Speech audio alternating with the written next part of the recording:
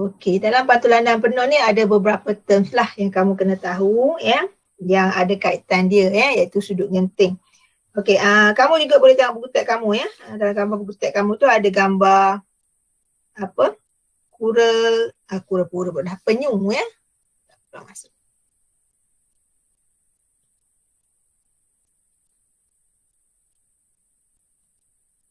Okey, ada gambar penyu ya, di mana kalau kita tengok macam cermin ya, dia berada di atas dia sebenarnya dalam air tapi dia berada hampir dengan permukaan.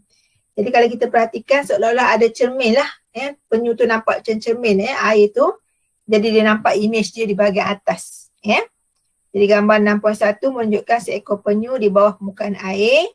Imej pantulan penyu dapat dilihat pada sempadan air dengan udara. Mengapakah hal ini terjadi? So fenomena ni kita kenali sebagai pantulan dalam penuh cahaya. Okey. Dan dia hanya berlaku apabila cahaya merambat daripada medium yang berketumpatan optik ke medium yang optik rendah. Maknanya kita ambil yang daripada ketumpatan tinggi ke optik ke ketumpatan yang rendah. Maknanya dalam kes gambar imej penyu ni dengan penyu tu kita kena ambil daripada medium air tu kelas, medium yang lebih tumpat ya. Jadi dalam pantulan dalam penuh ni ya, kalau tengok dekat slide cikgu ni, dia mula dengan sudut genting ya, dia ada kaitan dengan sudut genting lah ya. Jadi untuk berlakunya pantulan dalam penuh ya, cahaya tu ya mestilah merambat ya daripada kawasan ataupun medium yang berketumpatan lebih tinggi. Ya, apabila cahaya bergerak dari medium yang lebih tumpat, contohnya kaca, ke medium kurang tumpat, contohnya udara, dia akan membengkok menjauhi normal. Ini cikgu dah ajar minggu lepas ya, sebelum ni pun kamu dah belajar. Jadi ingatlah kawasan yang kurang tumpat dia akan menjauhi normal, maknanya sudut dia besar seperti gambar rajah ni kelas, dan itu nilai sudut A ni ya. Dan bagi kawasan yang tumpat, dia akan mendekati normal, sudut dia besar. So kalau kamu tengok gambar rajah ni ya, udara dengan kaca. Okay, kita akan ambil sinar tu daripada kawasan yang lebih tumpat iaitu kaca. Kalau penyu tu air lah dalam gambar rajah buku teks kamu kan. Okay, daripada kaca pergi ke udara ya. Jadi sudut tuju dia, sinar tuju ni dalam kawasan medium tumpat ya. Jadi sudut dia I, sudut dia kecil. Okay, masuk kawasan udara dia menjauhi normal seperti gambar rajah ni.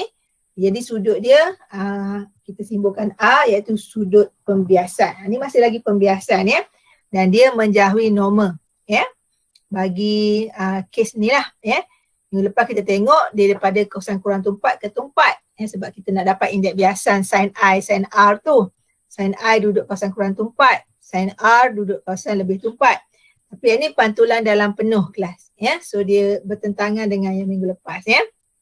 Tapi masih lagi pembiasan tu sama ya, kawasan tumpat mendekati normal, sudut kecil, kawasan lebih tumpat, kawasan kurang tumpat menjauhi normal, sudut lebih besar. Gambar rajah ni menunjukkan.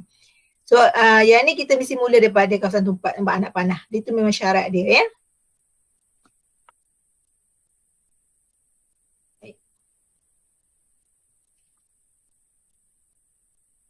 Okey. Yang tadi? Ni gambar dia, cikgu buat balik.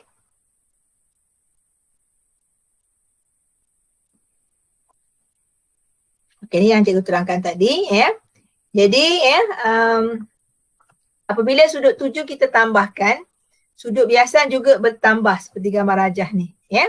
Tadi kalau kamu tengok nilai I ni, kita cikgu dalam slide ni dia tambahkan sudut ni lah yang merah ni ya. Maka pembiasan pun bertambah lah semakin dia jauh normal ya.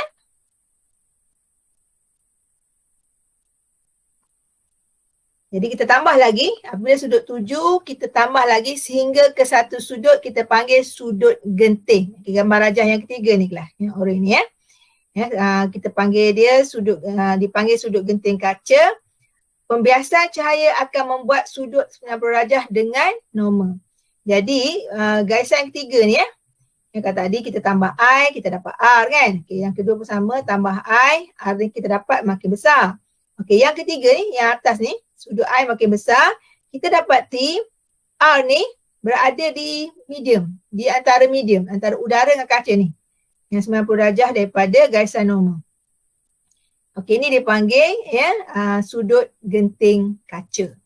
Jadi sudut genting ni apa? Sudut genting ni apabila I sama dengan C, sudut tuju sama dengan sudut genting apabila R dia 90 darjah.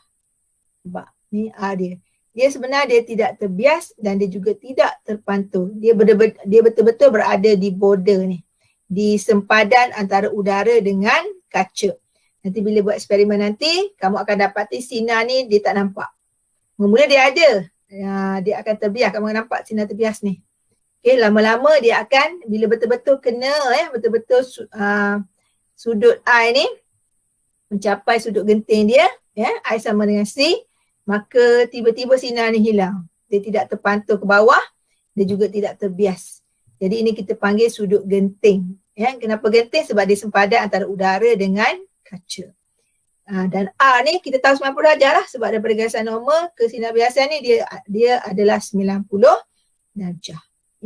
Itulah dipanggil sudut genting. So dalam buku teks kamu pun dia ada terangkan yang bawah sekali 243 tu. Iaitu dia dah terang sampai pantulan dalam penuh lah.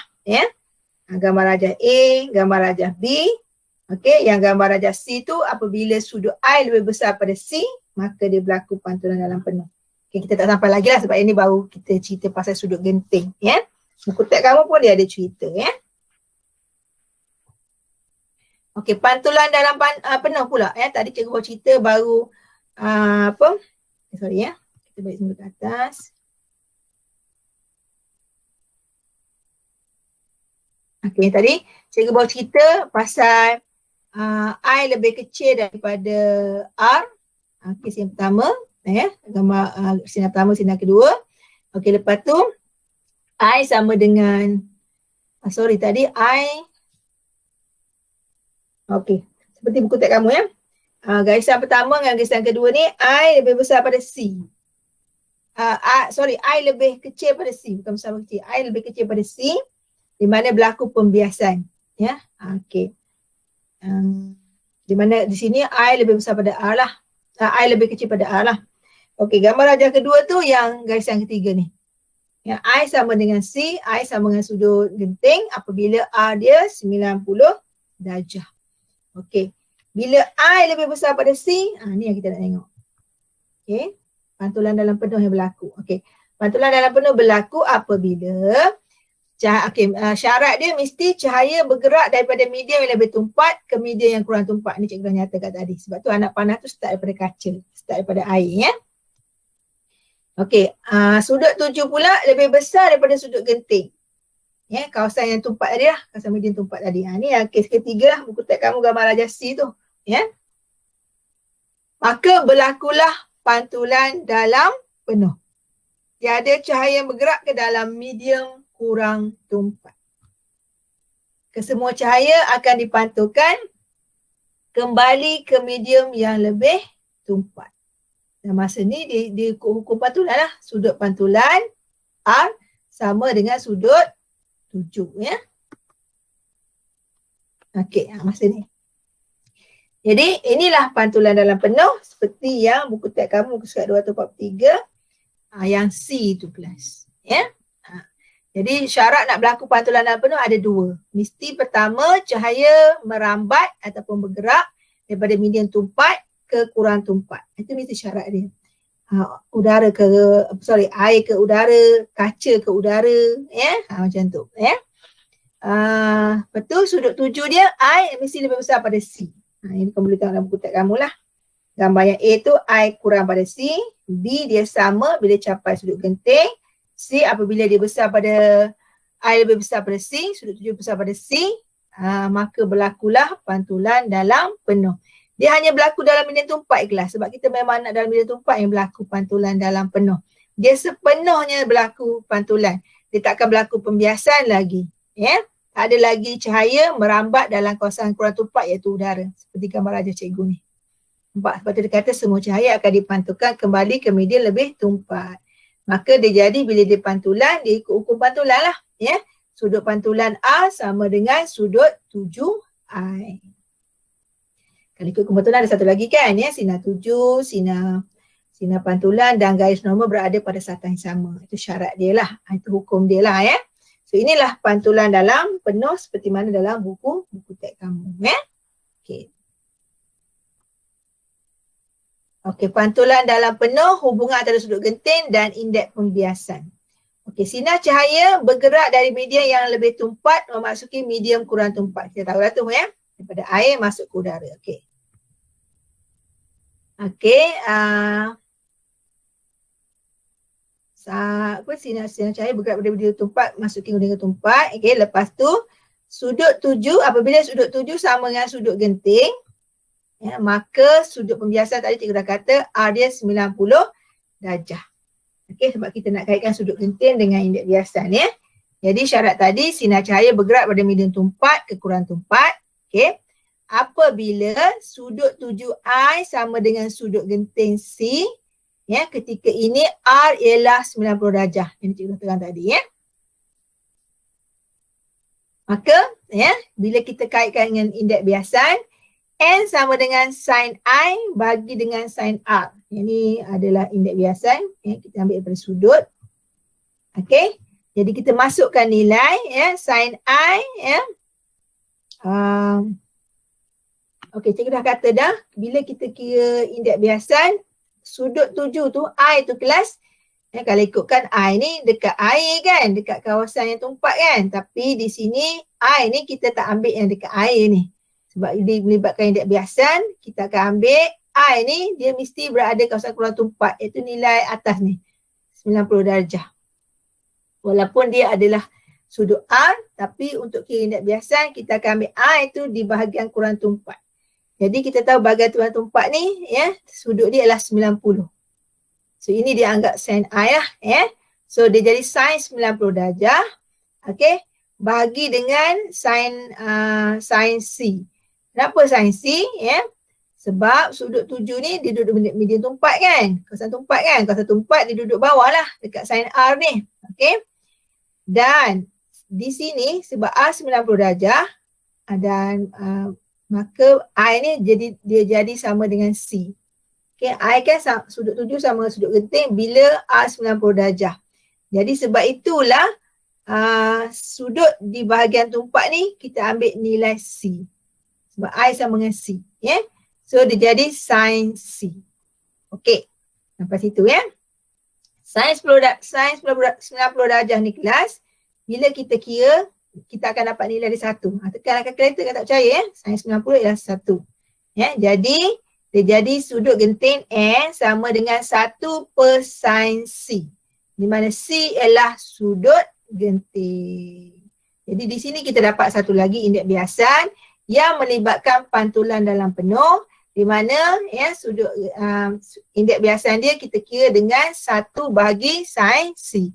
Nak ceritakan bagaimana rumus ini berlaku. Rumus ini terjadi hasil daripada terbitan beberapa konsep daripada indeks biasan sin I dan sin R. Jangan kelirulah ya, walaupun sin I ni duduk dekat air sepatutnya, R ni duduk kat udara. Tapi sebab hukum indeks biasan dia begitu. I ni kita mesti ambil yang dekat udara, iaitu kurang tumpat. R ni mesti ambil kawasan yang lebih tumpat. Sebab tu dia bertukar kedudukan sudut tu kelas. Ya. Sin I ni jadi yang atas sin 90. Okey, yang bawah ni sin C. Iaitu I sama C, dia jadi sin C lah. Kita tak tulis sin I tu lah. Ya. Ini yang berlaku. Maka kita dapat kiraan indeks biasan untuk yang keempat. Dia ada 4 dah rumus yang melibatkan indeks biasan. Okey. Kalau kamu ingat lagi minggu lepas cikgu ajar yang melibatkan sudut, sin I bagi sin R, indeks biasan dia. Yang kedua melibatkan kelajuan dalam udara bagi dalam medium. Yang ketiga dalam nyata dalam ketara. Dalam nyata bagi dalam ketara. Okay, yang keempat inilah yang melibatkan pantulan dalam penuh. Ya. Sin 1 per sin C. Ini kena ingat lah. Sebab kamu nak gunakan dia untuk kiraan lah. Kalau dia kira indeks biasan dan konsep yang berkaitan dengan dia. Okay. Okay, aktiviti 6.4 tu cikgu nak kamu tulis dalam buku latihan. Dan istilah jawapan dia masukkan maklumat yang ada dan kamu tulis dalam buku latihan kamu. Sebab kamu akan dapat seperti mana yang dia kendaki lah Dan bawah tu dia cerita macam mana dia kira indeks biasan. Ini cikgu akan ajarlah kejap lagi macam nak kira indeks biasan menggunakan formula N 1 per sin C bagi pantulan dalam penuh. Ya. Inilah ya, ringkasan dia indeks biasan N sama dengan 1 per sin C. Perlu ingat ya, ni yang keempat kita kira indeks biasan tapi yang ni fenomena pantulan dalam penuh. Ini sebut PDP ya, ringkasan cikgu lah. Okey, fenomena alam semula jadi melibatkan pantulan dalam penuh. Okey, yang kiraan tu tak apa, nanti kita tengoklah. Ya. Tapi sebenarnya kiraan tu tak susah lah kalau kamu tengok buku teks. Ya. Secara umumnya hubungan antara sudut genting dengan indeks biasan bagi satu medium adalah N sama 1 per sin C. Jika indeks biasan intai ialah 2.42, indeks biasan dapat mana? Kita tengok dalam jadual, minggu lepas ada dalam jadual. Maka sudut genting, ni kita boleh kira sudut genting ya. Kita masuk dalam nilai dia. N 2.42 sama dengan 1 bagi sin C ya. Tukarkan kedudukan sin C dengan N dan sin tu kita bawa ke kanan jadi shift ya, kita tekan shift. Kita nak C ya, kita tak nak sin C, kita nak C, maka C dapat 24.4. Jadi sudut genting bagi intan sangat kecil 24.4 sebab tu dia mudah berlaku pantulan dalam penuh lah. Jadi sudut genting bagi satu medium bergantung pada ketepatan optik medium itu. Semakin tinggi indeks biasan medium, semakin kecil lah sudut genting medium tersebut. Ini daripada buku teks kamu ya.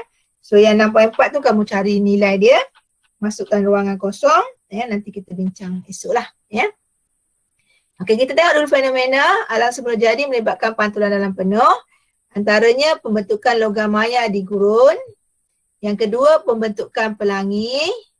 Yang ketiga gemelapan cahaya pada belian. Dalam buku teks kamu pun ada lah.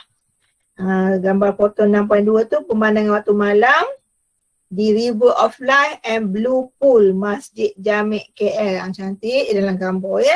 Ambil pula waktu malam pencahayaan nampak lawa. Hakikat sebenar kau pergilah tengok keadaan sebenar ya. Tapi dia taklah sekotor dulu ya.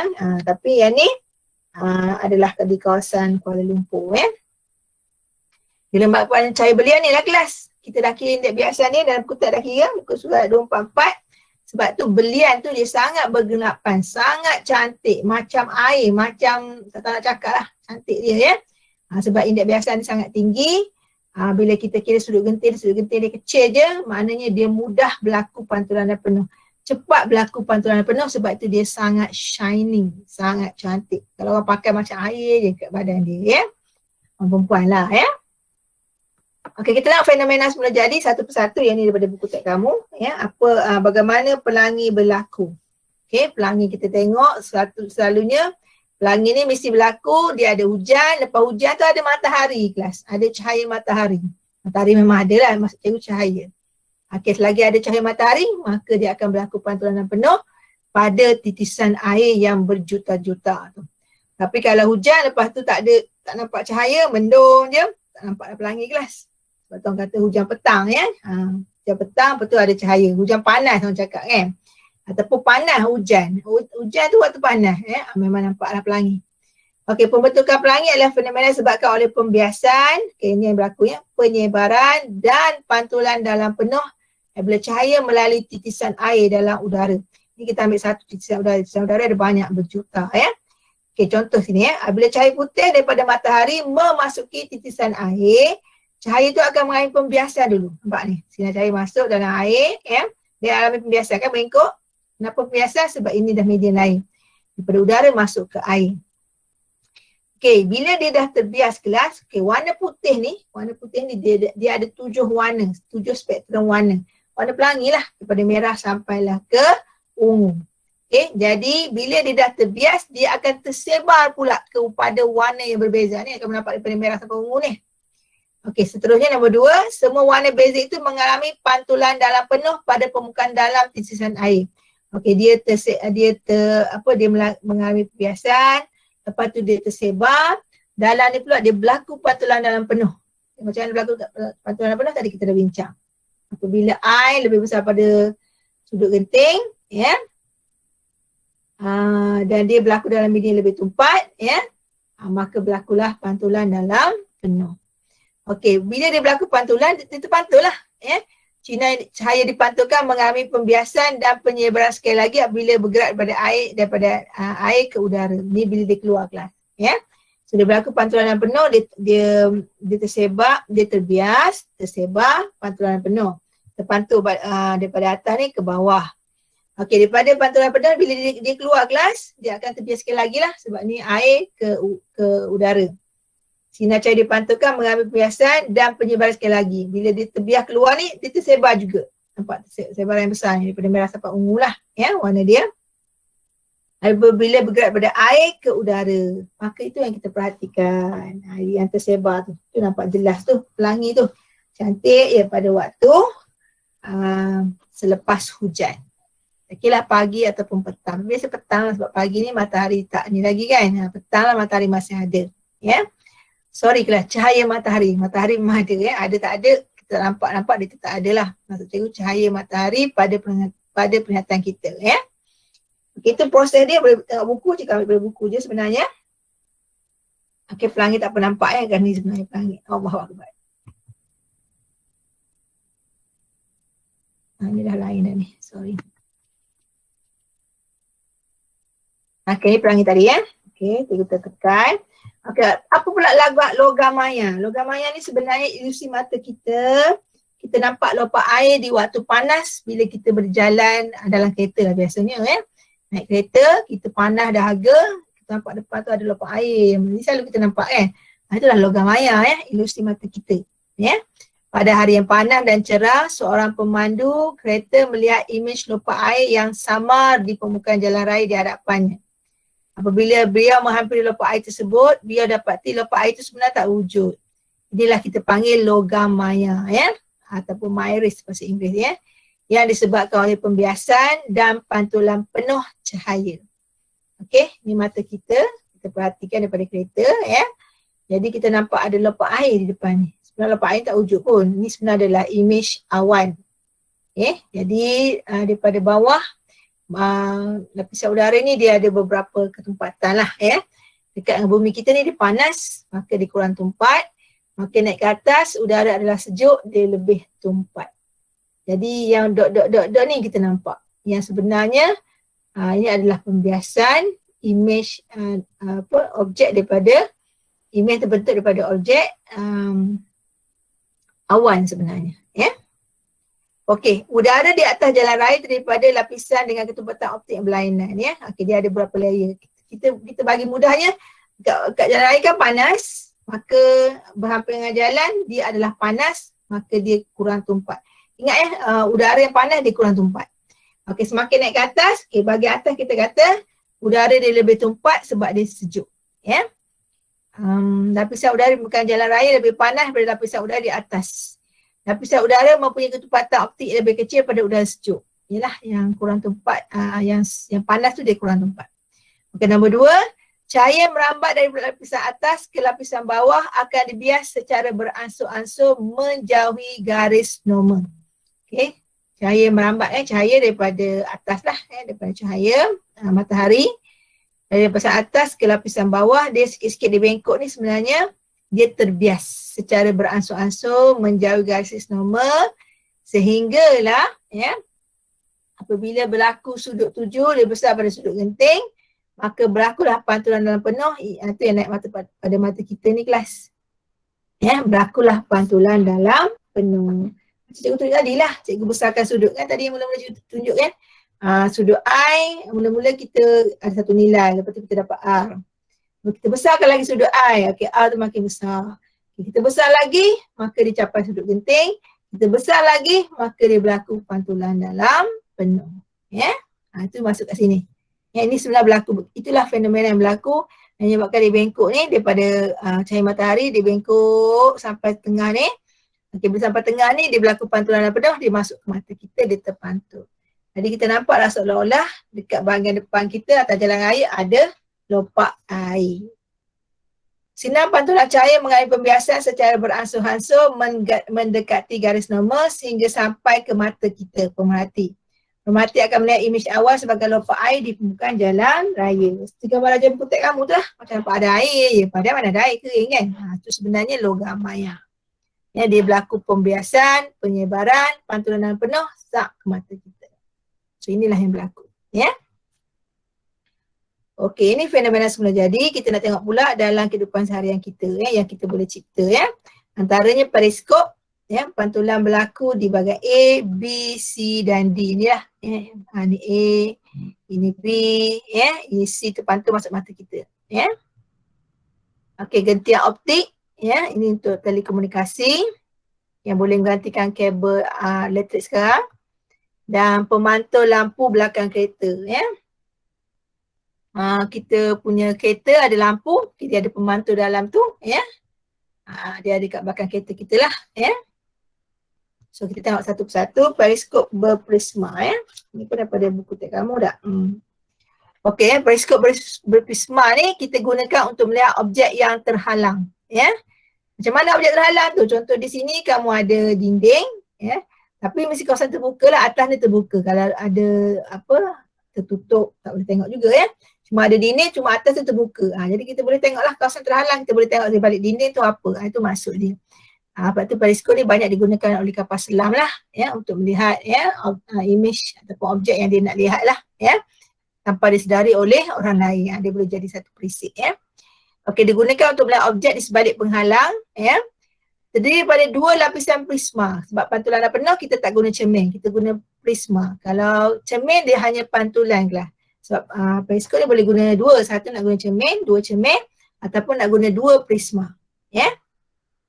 So prisma ni, kenapa kita guna prisma? Sebab dah berlaku pantulan dalam penuh, ya.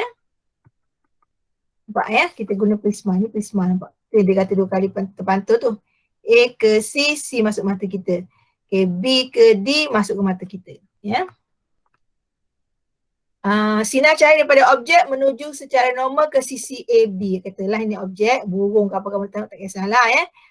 Kita kena lukis dua garisan sinar kelas. Okay, yang pertama, objek ni dia akan terpantul, dia masuk terus direct masuk dalam prisma, nampak ni, dia direct masuk, dia tak terbias ya, nampak dia direct masuk. Okey, sudut ni 45 darjah, and then dia terpantul ke bawah ke D. Daripada objek ke A, and then dia terpantul ke bawah D. Terpantul ke bawah ni pantulan penuh dalam kelas, ya, sepenuhnya dia berlaku kan. Okay, daripada D dia keluar ikut sinar E ni, and then masuk ke mata kita lah. Kita nampaklah image objek tu. Itu garisan sinar pertama. Garisan sinar kedua pun sama, ya. Daripada objek dia akan terpantul, ya, daripada B, daripada objek ke C ni. Okay, daripada C ni sudut 45 darjah, bila kita buat garisan sinar dia akan terpantul ke prisma ke bawah. Dan daripada bawah ni dia terpantul dekat F ni, ya. Dia terpantul masuk ke mata kita. Garisan sinar memang kena lukis dua.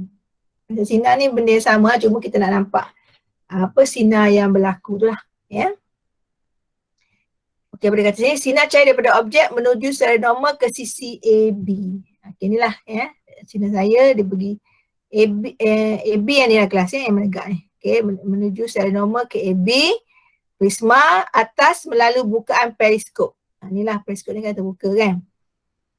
Sinar cahaya sampai ke permukaan AC, okay, yang sini, yang serong ni, tanpa pembiasan, maknanya dia tak terkeluar sinar tu.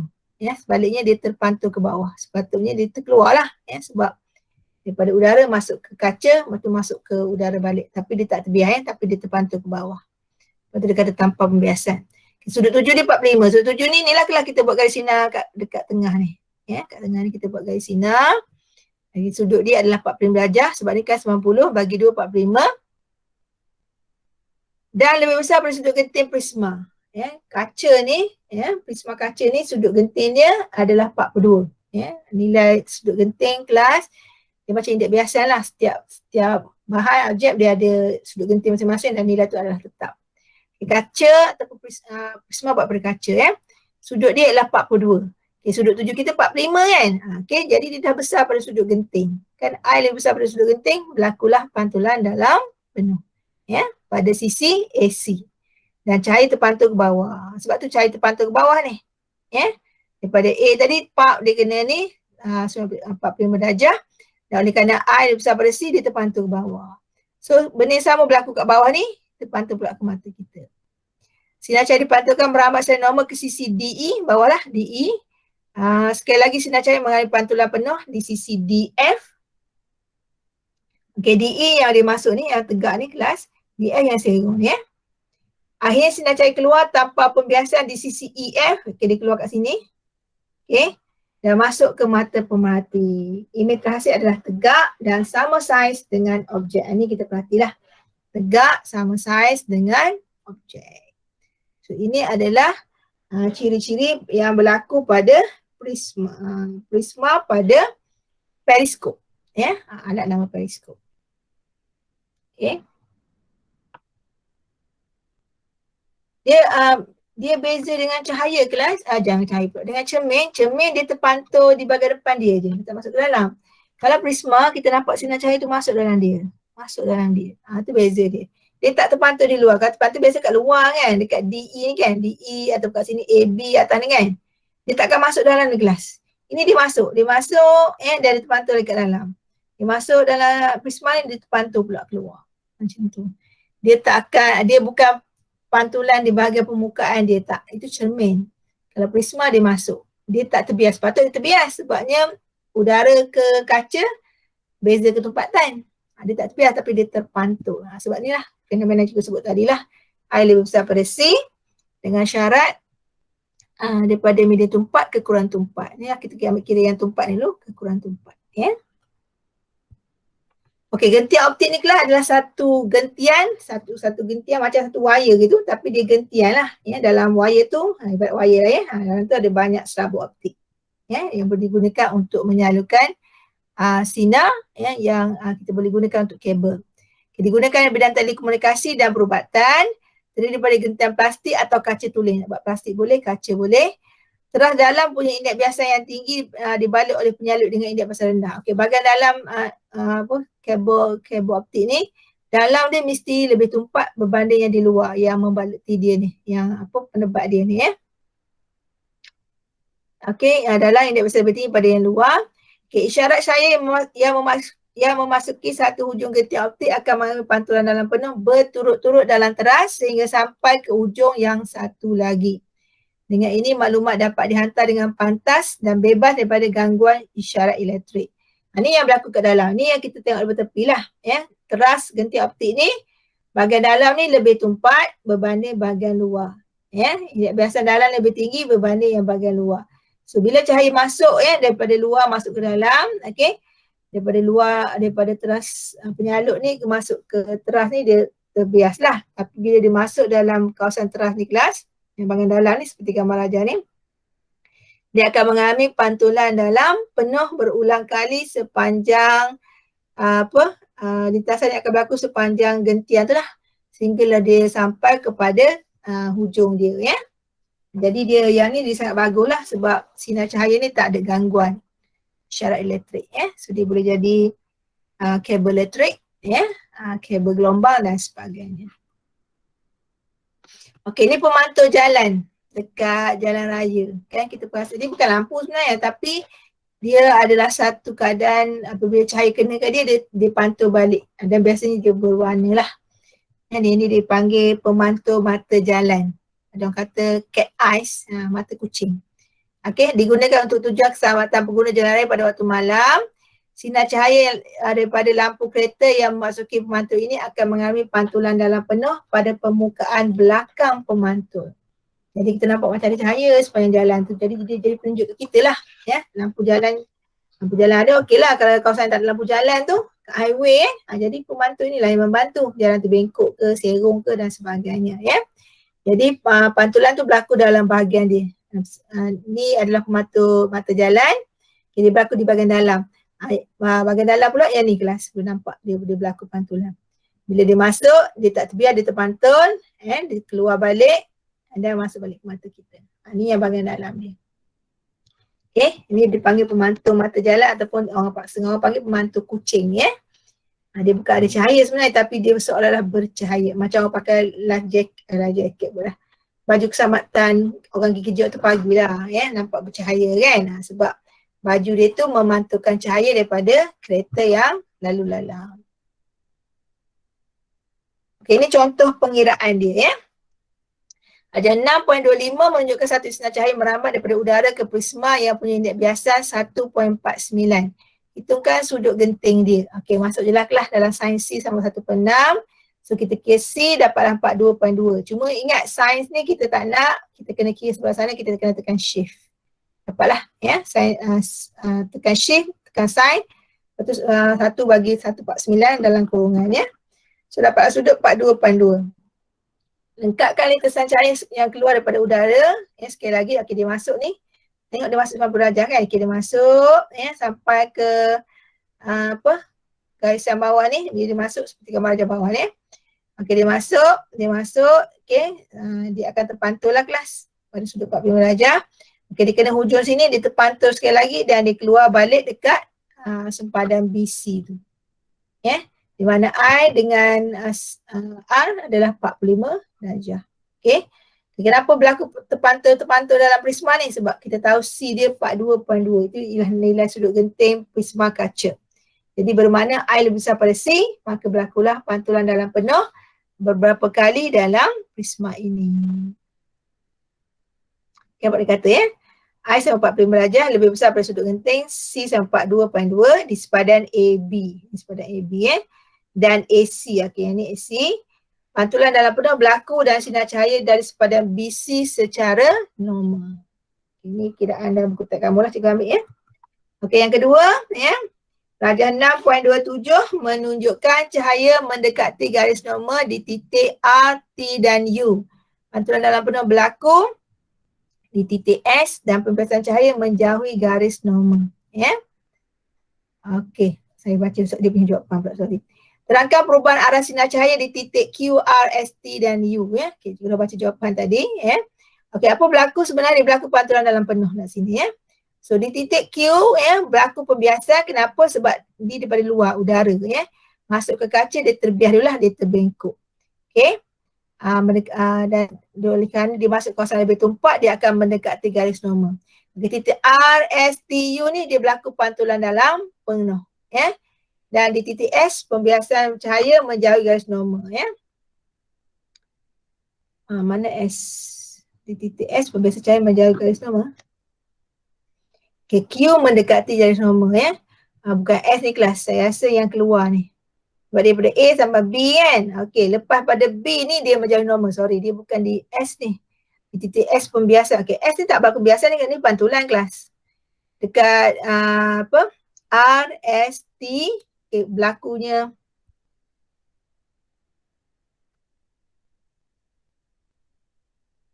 okay, dekat R, S, T ni berlakunya pantulan dalam penuh. Okay. Jadi yang dikatakan S pembiasan cahaya menjadi normal ni kelas ni di U ni sebenarnya. Sorry ya, dia bukan S ni, silap. Aku tak kamu pun dah silap ya. Okay, so di U ni dia berlaku pembiasan sebab dia keluar. Ya. Jika indeks biasan ialah 1.51, tentukan nilai sudut X. Mana sudut X? Okey, kat sini ya. Okey, jadi kita gunakan N1 sin theta 1 sama dengan N2 sin theta 2 lah. So kita masukkan nilai, kita dapatlah nilai X tu 27.9 darjah. Apakah bahan genting optik mesti memiliki keturunan yang tinggi? Ya? Kenapa bahan ni kena tulen? Sebab keturunan yang tinggi memastikan sudut genting sepanjang gentian adalah konsisten. Semua isyarat yang memasuki gentian akan mengalami pantulan dalam penuh. Dia betul-betul nak pure lah sebab dia nak betul-betul berlaku pantulan dalam penuh dalam gentian optik. That's why dia nak tulis. Cikgu rasa dah habis dah tajuk pantulan dalam penuh. Cuma nak faham tadilah bagaimana pantulan dalam penuh berlaku, apakah dia punya syarat, iaitu ingat balik syarat dia daripada medium tumpat ke kurang tumpat. Okey, dan yang kedua, apabila sudut tuju lebih besar pada C, maka berlakulah pantulan dalam penuh. Okey, apa dia sudut genting? Sudut genting berlaku ya, iaitu I sama dengan C, sudut tuju sama sudut genting apabila R dia 90 darjah. Yang lain dia aplikasi melibatkan pembiasan sebelum ni lah ya.